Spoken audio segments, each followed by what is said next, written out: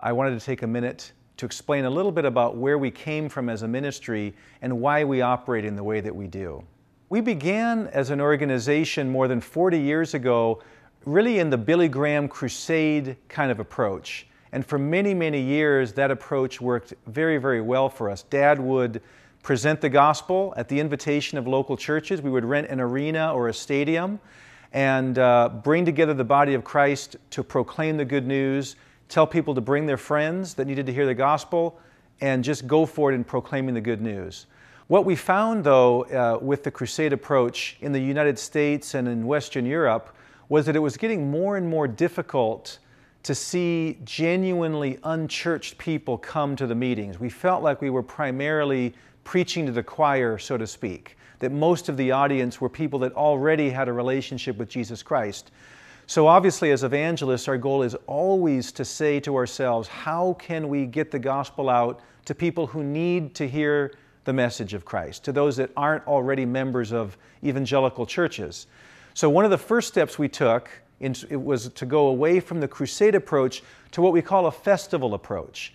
And that was simply getting outside of an arena or stadium into the open air, into, let's say, a public park, and use contemporary music, bring in some action sports, skateboarding, BMX, freestyle motocross, even have things like corporate sponsors, a family fun zone where younger kids can come with their parents and enjoy themselves. Basically create a fun, family-friendly environment for people to bring their friends that don't know Christ and not feel quite the pressure of feeling that they're at a religious event.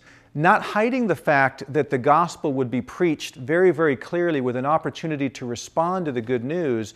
That combination of those two things we feel like is biblical, and we certainly saw many, many thousands more people coming to the festivals than we did to the crusades. The next step that we took was to say, how can we have the results of a festival be longer lasting, be a little bit more sustainable?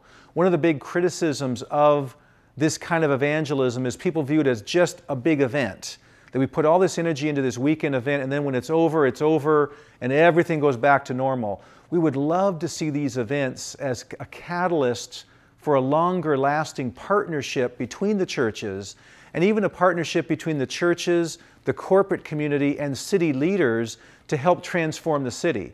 So the next step we took, kind of what we call Festival 2.0, was to add a season of service. And basically, it's not because we're ashamed of the good news, it's not because we're not evangelistic in our heart, it's that we recognize that for many people, building relationships with unchurched family, friends, co-workers is a challenge.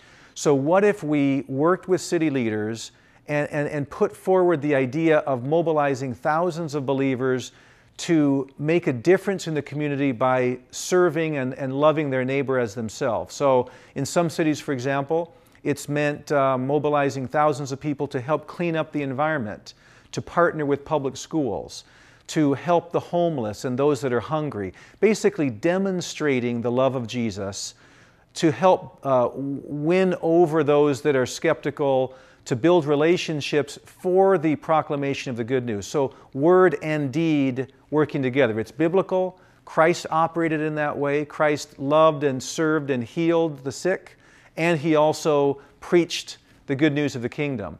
So it's something that many churches want to do. If it can be done collaboratively and in a big scale way, we think it's so much the better.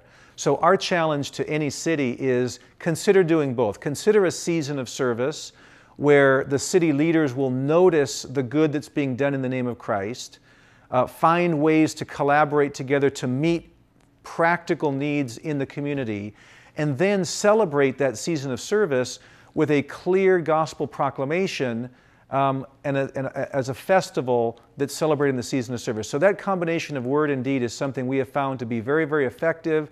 We feel it's biblical. It elevates the role of the evangelist. It elevates the church in the community. It's really a fulfillment of let your light so shine before men that they may see your good works and glorify your Father in heaven. So we feel that combination of word and deed is a great way for a community to share the good news.